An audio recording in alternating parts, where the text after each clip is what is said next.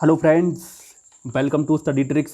इस lecture series में हम डिस्कस कर रहे हैं general science youth competition times की। आज हम डिस्कस करेंगे बायोलॉजी का पार्ट नंबर 13। इससे पहले हमने बायोलॉजी के 12 पार्ट्स बना दिए हैं इस बुक के। अगर आप लोगों ने उन्हें नहीं देखा है उसे भी आप देख सकते हैं। तो चलिए स्टार्ट करते हैं आज का वीडियो। तो हमारा पहला क्वेश्चन दिया गया है, धमनियाँ रक्त का वहन करती हैं जो कि भरी होती हैं। तो किससे भरी होती हैं दोस्तों? ये ऑक्सीजन से। ऑप्शन नंबर हमारा ए करेक्ट हो जाएगा। धमनियाँ शुद्ध रक्त का वहन करती हैं जो ऑक्सीजन से भरी होती हैं। आपको इस चीज़ का ध्यान रखना है। ऑप्शन ए करेक्ट हो जाएगा। चलिए अगला क्वेश्चन देखते हैं। अगला क्वेश्चन है हमारा, प्लाज्मा जो रक्त का एक संघटक है, तो प्लाज्मा क्या होता है? प्लाज्मा एक क्या है? द्रव है। ऑप्शन नंबर हमारा सी करेक्ट हो जाएगा। दोस्तों, प्लाज्मा रुधिर का आधारभूत मैट्रिक्स है जो रुधिर का 55 से 60% तक होता है। इस चीज़ को आप ध्यान रखेंगे। प्लाज्मा में 90 से 92% क्या होता है? जल। ये भी आप ध्यान रखें, एग्जाम में पूछ लेते हैं। तो इसमें ऑप्शन नंबर हमारा सी करेक्ट हो जाएगा। अगला क्वेश्चन देखते हैं, निम्नलिखित में से कौन सा विकल्प लाल रुधिर कणिकाओं के बारे में सही नहीं है? तो इनमें से कौन सा सही नहीं है? इसकी लंबाई 5.7 माइक्रोमीटर होती है। तो इसमें ऑप्शन नंबर सी करेक्ट हो जाएगा। आपको यही बताना है क्योंकि गलत बताना है इसमें। तो ये वाला सही नहीं है, ऑप्शन सी करेक्ट हो जाएगा। अगला क्वेश्चन देखते हैं, निम्नलिखित में से कौन सी नस शरीर के पूर्ववर्ती हिस्सों में रक्त एकत्र करता है? तो कौन करता है? सुपरिय वेन कावा। ऑप्शन नंबर हमारा सी करेक्ट हो जाएगा। इसी को हम क्या कहते हैं? उच्च महाशिरा। तो इस चीज़ को आप ध्यान रखें, ऑप्शन सी करेक्ट हो जाएगा। अगला क्वेश्चन देखते हैं, वो विकल्प चुनें जो परिसंचरण तंत्र के बारे में सत्य नहीं है। तो इनमें से कौन सा परिसंचरण के बारे में सही नहीं है? ये शरीर के भार का लगभग 17 से 18% होता है। तो इसमें ऑप्शन नंबर हमारा डी करेक्ट हो जाएगा। दोस्तों, परिसंचरण तंत्र या वाहिका तंत्र अंगों का वो समुच्चय है जो शरीर की कोशिकाओं के बीच पोषक तत्वों का संचरण करता है। इससे रोगों से शरीर की रक्षा होती है तथा शरीर का ताप एवं pH स्तर बना रहता है। दोस्तों, ये तंत्र सामान्यतः शरीर के कुल भार का कितना परसेंट होता है? 7%। और इसमें कितना दिया गया है? 17 से 18%। तो इसमें आपको गलती बताना है। नेक्स्ट क्वेश्चन देखते हैं, उस विकल्प को चुनें जो संवहनी तंत्र के संदर्भ में सही नहीं है। तो इनमें से कौन सा संवहनी तंत्र के बारे में सही नहीं है? रक्त कम दबाव पर उनमें झटके से और तेज़ी से बहता है। तो इसमें ऑप्शन नंबर हमारा सी करेक्ट हो जाएगा। अगला क्वेश्चन देखते हैं, मनुष्य के शरीर में उपस्थित निम्न में से किस कोशिका में केंद्रक नहीं होता है? तो किसमें कोशिका में केंद्रक नहीं होता है? Erythrocytes. Option number A correct हो जाएगा। दोस्तों, इरिथ्रोसाइट्स आरबीसी में केंद्रक नहीं होता है और आरबीसी का निर्माण कहाँ होता है? अस्थि मज्जा में। आप इस चीज़ को भी ध्यान रखें, इसका निर्माण होता है अस्थि मज्जा में। तो आरबीसी का जीवन काल कितना होता है? आप इसे भी ध्यान रखें, 120 दिन। और इसकी मृत्यु कहाँ होती है? प्लीहा में। ये भी आप ध्यान रखेंगे। अगला क्वेश्चन देखते हैं, उस विकल्प को चुनें जो संवहनी तंत्र के संदर्भ में सही नहीं है। तो इसमें से कौन सा सही नहीं है? रक्त उच्च दबाव पर झटके से और तेजी से उनमें बहता है। ऑप्शन नंबर हमारा बी करेक्ट हो जाएगा। तो आपको यही बताना है। नेक्स्ट क्वेश्चन देखते हैं, उस विकल्प को चुनें जो परिसंचरण तंत्र के संदर्भ में सत्य नहीं है। तो इनमें से कौन सा परिसंचरण तंत्र के बारे में सही नहीं है? मानव लाल रुधिर कणिकाएं आरबीसी का जीवन काल 15 से 20 दिन होता है। तो यही क्या है? गलत होता है, गलत है। तो ऑप्शन नंबर डी करेक्ट हो जाएगा। कितना होता है दोस्तों? 100 से 120 दिन। तो आप इसे ध्यान रखेंगे। अगला क्वेश्चन देखते हैं, रक्त एक ऊतक है। तो रक्त एक कैसा ऊतक है? संयोजी ऊतक है। ऑप्शन नंबर हमारा सी करेक्ट हो जाएगा। रक्त एक तरल संयोजी ऊतक है जिसमें रुधिर कणिकाएं, प्लाज्मा, हीमोग्लोबिन, प्रोटीन आदि उपस्थित होते हैं। इस चीज़ को आप ध्यान रखेंगे। अगला क्वेश्चन देखते हैं, मानव रक्त में सबसे बड़ी कणिकाएं हैं। तो मानव रक्त में सबसे बड़ी कणिकाएं कौन सी होती हैं? श्वेत कणिकाएं यानी कि WBC। तो इसमें ऑप्शन नंबर हमारा डी करेक्ट हो जाएगा। WBC की आकृति स्थायी ना होकर अमीबा की भांति कैसी होती है? परिवर्तनशील। तो इस चीज़ को आप ध्यान रखें। अगला क्वेश्चन देखते हैं, डैश में तंतुबंधु नहीं होते हैं, तो किस में तंतुबंधु नहीं होते? रक्त में। ऑप्शन नंबर हमारा बी करेक्ट हो जाएगा। संयोजी ऊतक में कोमल ऊतक से लेकर विशेष प्रकार के ऊतक जैसे उपस्थि, अस्थि, बसी ऊतक रक्त सम्मिलित होते हैं। रक्त को छोड़कर सभी संयोजी ऊतक में संरचनात्मक प्रोटीन का तंतु स्रावित करती है। तो आप इस चीज़ को ध्यान रखेंगे। अगला क्वेश्चन हमारा दिया गया है, हीमोग्लोबिन में निम्न में से कौन सी धातु मौजूद होती है? तो हीमोग्लोबिन में कौन सी धातु मौजूद होती है? फेरस यानी कि लौह। ऑप्शन नंबर हमारा ए करेक्ट हो जाएगा। अगला क्वेश्चन देखते हैं, हृदय पेशी कोशिकाएं होती हैं, तो हृदय पेशी कोशिकाएं कैसी होती हैं? आपको इसे बताना है। बेलनाकार, शाखायुक्त और एक नाभिकीय यानी कि यूनी न्यूक्लियट। ऑप्शन नंबर हमारा बी करेक्ट हो जाएगा। अगला क्वेश्चन देखते हैं, हृदय मांसपेशियां होती हैं, तो आपको बताना है हृदय मांसपेशियां कैसी होती हैं? तो बेलनाकार, शाखित और एकल नाभिक। ऑप्शन नंबर हमारा बी करेक्ट हो जाएगा। अगला क्वेश्चन देखते हैं, निम्नलिखित में से कौन सी नलिका है जो दिल से निकलती है और शरीर में विभिन्न अंगों तक रक्त संचरित करती है? तो कौन करती है? धमनी। ऑप्शन नंबर हमारा सी करेक्ट हो जाएगा। दोस्तों, जो नलिकाएं हृदय से निकलकर रुधिर यानी ब्लड को शरीर के विभिन्न भागों में वितरित करती हैं उन्हें हम क्या कहते हैं? धमनी यानी कि आर्टरी। इस चीज़ को आप ध्यान रखेंगे। अगला क्वेश्चन देखते हैं, हृदय चक्र क्या है? तो आपको बताना है हृदय चक्र क्या होता है। तो हृदय के संकुचन और शीतलीकरण का एक चक्र। ऑप्शन नंबर हमारा सी करेक्ट हो जाएगा। अगला क्वेश्चन देखते हैं,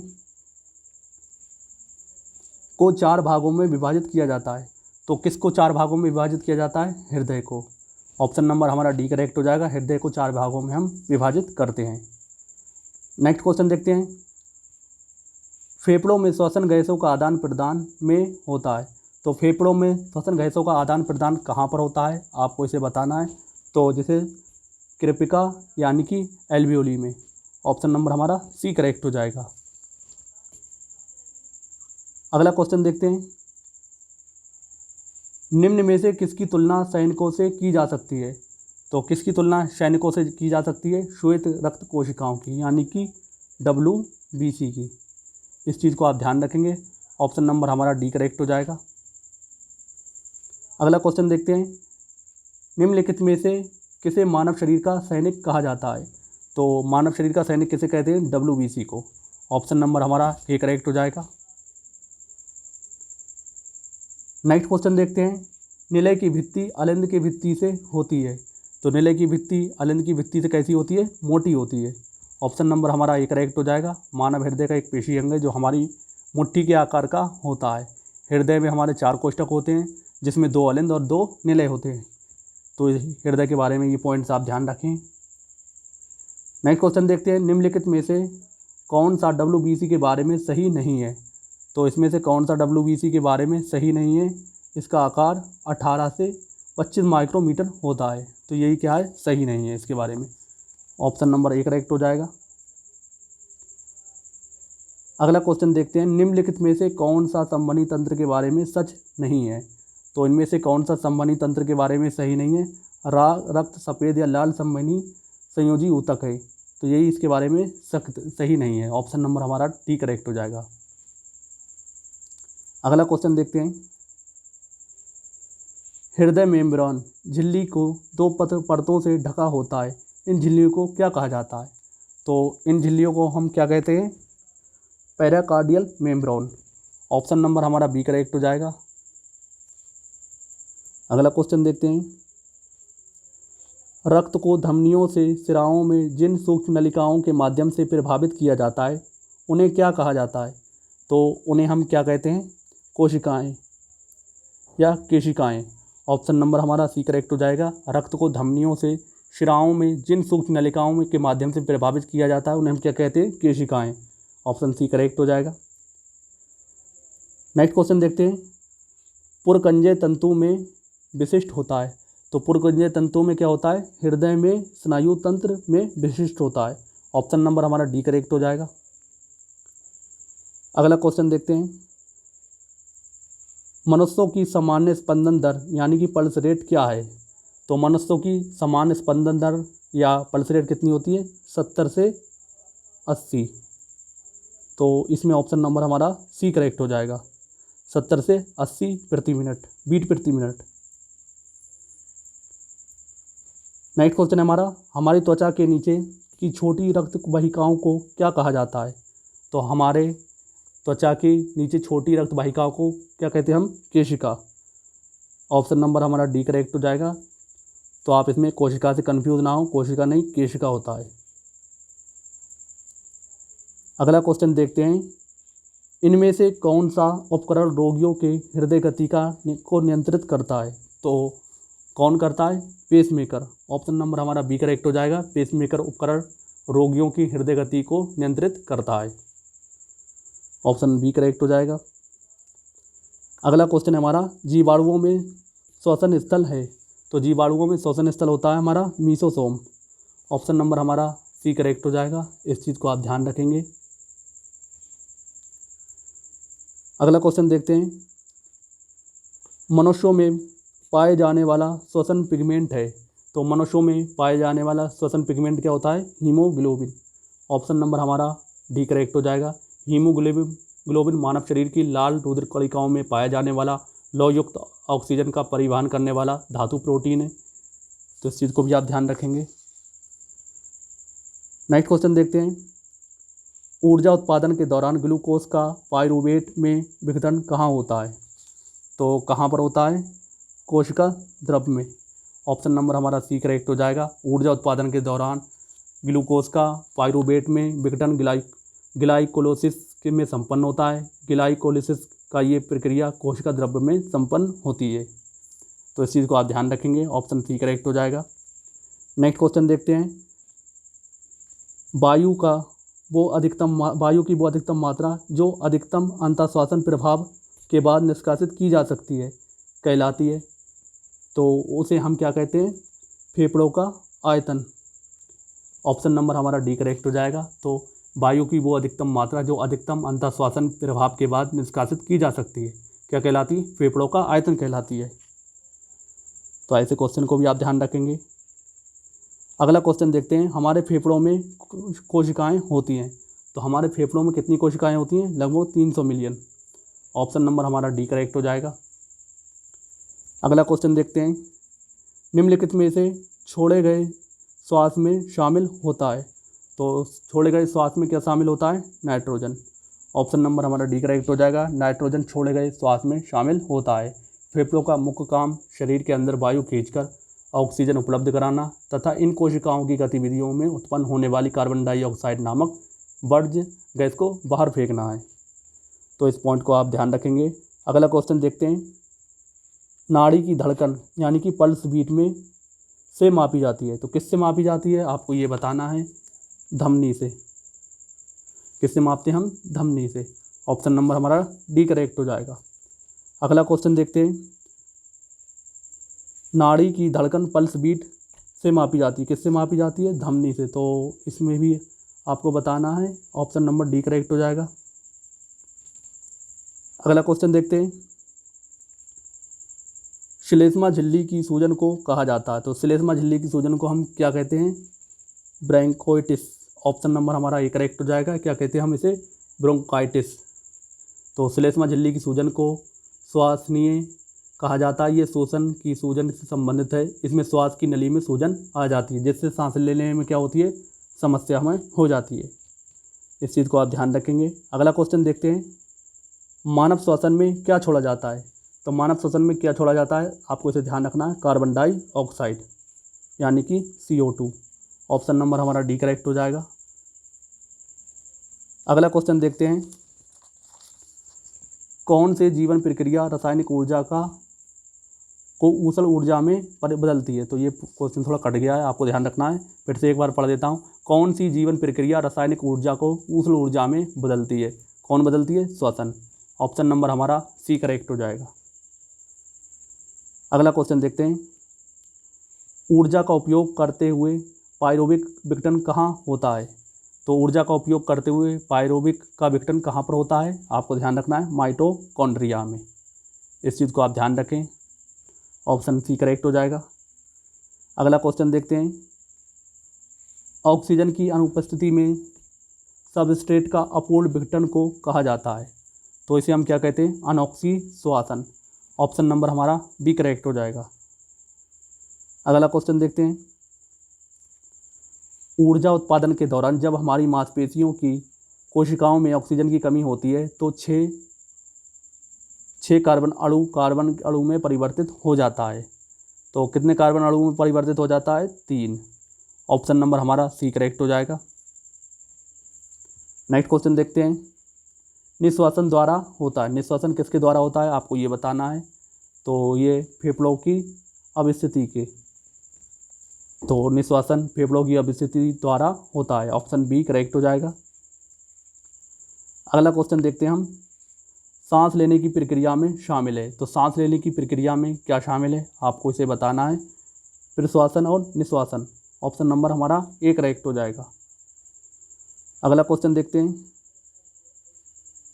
मानव शरीर में श्वसन वर्णक है, तो मानव शरीर में श्वसन वर्णक क्या होता है आपको इसे बताना है, हीमोग्लोबिन। ऑप्शन नंबर हमारा बी करेक्ट हो जाएगा।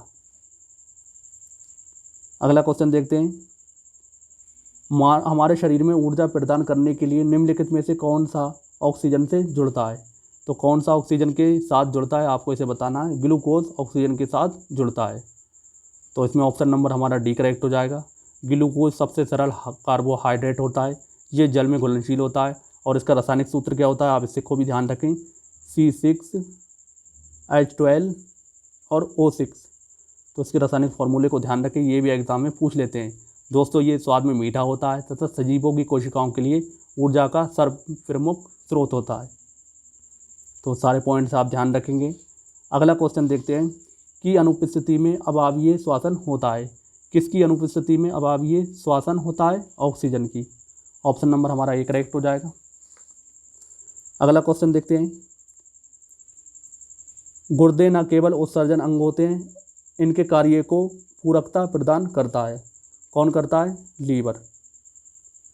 ऑप्शन नंबर हमारा ए करेक्ट हो जाएगा। गुर्दे उत्सर्जी अंग होने के साथ साथ लीवर को पूरकता प्रदान करते हैं, ये भी आप ध्यान रखें, ऑप्शन ए करेक्ट हो जाएगा। अगला क्वेश्चन देखते हैं हम, नेफ्रॉन संबंध है, तो नेफ्रॉन किससे संबंध है आपको ध्यान रखना है, उत्सर्जन तंत्र से, तो नेफ्रॉन का संबंध उत्सर्जन तंत्र से होता है। प्रत्येक नेफ्रॉन एक मेल्पी पीघे से बना होता है, जो कि एक पोमन संप्यूट तथा रुधिर कोशिकाओं का जाल से मिलकर बनी होती है, आप इस चीज़ को ध्यान रखेंगे। अगला क्वेश्चन देखते हैं, डैश मानव में अमोनिया जो जहरीला है को यूरिया में बदल देता है, तो कौन बदल देता है आपको इसको ध्यान रखना है, लीवर मानव में अमोनिया को यूरिया में बदल देता है। ऑप्शन नंबर बी करेक्ट हो जाएगा। अगला क्वेश्चन देखते हैं, यूरिया का निर्माण कहाँ होता है, तो यूरिया का निर्माण कहाँ पर होता है, यकृत में। ऑप्शन नंबर हमारा बी करेक्ट हो जाएगा। अगला क्वेश्चन देखते हैं, डैश मांसल नलिकाएं होती हैं जो मूत्र को गुर्दे से मूत्राशय की तरफ आगे धकेलती हैं, कौन धकेलती है, मूत्रवाहिनी। ऑप्शन नंबर हमारा बी करेक्ट हो जाएगा। अगला क्वेश्चन देखते हैं, मनुष्य के गुर्दे के निस्पंदन की इकाइयों को कहते हैं, तो क्या कहते हैं इसे हम, नेफ्रॉन्स। ऑप्शन नंबर हमारा बी करेक्ट हो जाएगा। अगला क्वेश्चन देखते हैं, किडनी की संरचनात्मक इकाई है, तो किडनी की संरचनात्मक इकाई क्या होती है आपको इसे ध्यान रखना है, नेफ्रॉन। ऑप्शन नंबर हमारा डी करेक्ट हो जाएगा। अगला क्वेश्चन देखते हैं, निम्नलिखित में से कौन सा अंग मनुष्य के उत्सर्जन तंत्र का अंश नहीं है, तो कौन सा नहीं है, गर्भाशय। बाकी गुर्दे, मूत्रवाहिनी, मूत्रमार्ग ये सब होते हैं, तो ऑप्शन नंबर हमारा सी करेक्ट हो जाएगा। गर्भाशय किससे संबंधित होता है, प्रजनन से, किससे संबंधित होता है, प्रजनन से, आप ये भी ध्यान रखेंगे। अगला क्वेश्चन देखते हैं, निम्नलिखित में से कौन सा यौगिक गुर्दे की व पथरी का निर्माण करने वाला सर्वाधिक समान यौगिक है, तो इनमें से कौन होता है, कैल्शियम ऑक्जेलेट। ऑप्शन नंबर हमारा ए करेक्ट हो जाएगा। आप इसका रासायनिक फॉर्मूले को भी ध्यान रख सकते हैं, ये भी एग्जाम में पूछ सकते हैं, तो होता है CaC2 NaCO4। तो इसके फॉर्मूले को भी आप ध्यान रखें, हो सकता है एग्ज़ाम में पूछ लें। अगला क्वेश्चन देखते हैं, शरीर का कौन सा अंग खून के शुद्धिकरण से संबंधित है? तो कौन होता है? गुर्दे। ऑप्शन नंबर हमारा सी करेक्ट हो जाएगा। गुर्दे खून का शुद्धिकरण से संबंधित है, क्योंकि निस्पंदन की क्रिया विरक की संरचनात्मक इकाई नेफ्रॉन के कोशिका गुच्छ में संपन्न होती है। तो आप ध्यान रखेंगे। फ्रेंड्स, ये था बायोलॉजी का पार्ट नंबर 13। आई होप आपने इसकी प्रैक्टिस अच्छे से की होगी। अच्छे से प्रैक्टिस की है तो मैं उम्मीद करता हूँ आपका आने वाले एग्ज़ाम में रेलवे NTPC और ग्रुप डी में हेल्प मिलेगी। तो आप लोगों से रिक्वेस्ट है, वीडियो अगर पसंद आई हो तो वीडियो को लाइक करें और जितना ज़्यादा हो सकता है वीडियो को शेयर करें। और चैनल पर पहली बार आए हो, इसी तरह की प्रैक्टिस करना चाहते हो तो चैनल को सब्सक्राइब करना मत भूलो। तो मिलते हैं नेक्स्ट वीडियो में नए प्रैक्टिस सेट के साथ। तब तक के लिए जय हिंद, जय भारत।